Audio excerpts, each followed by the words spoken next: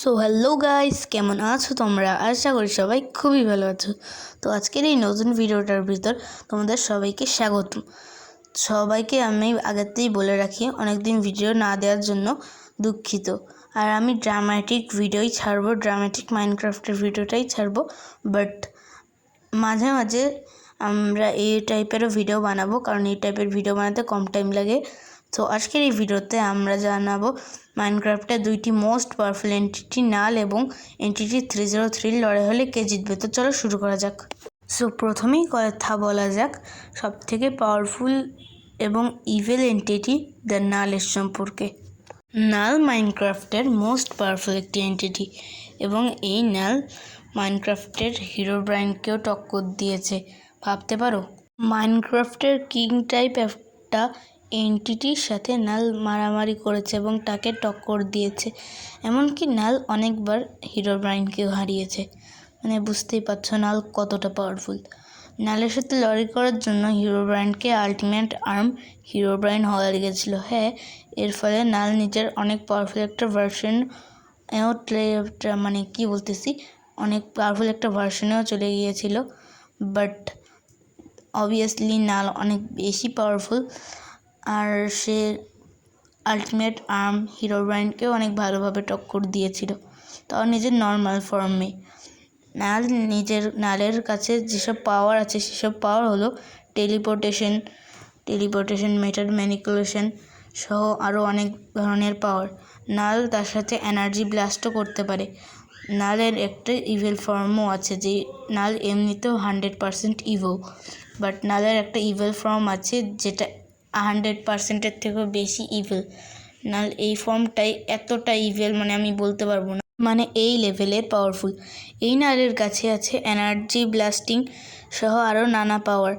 এই নাল energy blast করে হিরোব্রাইনকেও নিজের আর্মার পরতে বাধ্য করেছিল। এই নালের চোখে একটি ঘড়ির মতো কাঁটা রয়েছে।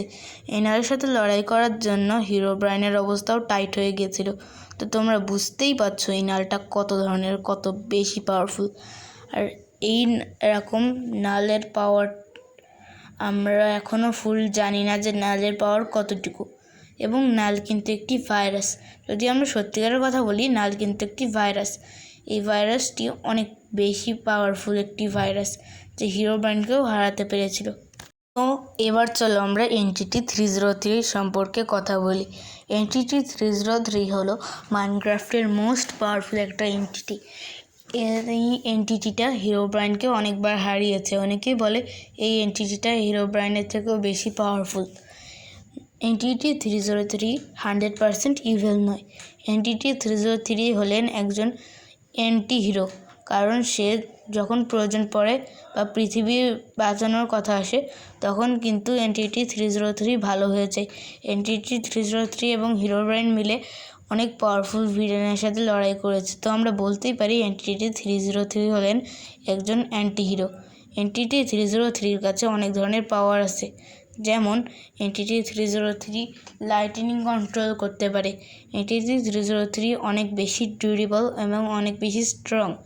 সে নিজের একটা পাঞ্চে একটা আয়রন গোলামের মতো পাওয়ারফুল মবকে আহত করে দিয়েছিল। তোমরা এই ভিডিওটা এই ক্লিপে দেখতেই পাচ্ছ আয়রন গোলামের মতো পাওয়ারফুল মবকে কীভাবে হারিয়ে দিল। এরপর আরেকটা পাওয়ার আছে, এন্টিটি 303 নিজের ইচ্ছা মতো ব্লক চেঞ্জ করতে পারে।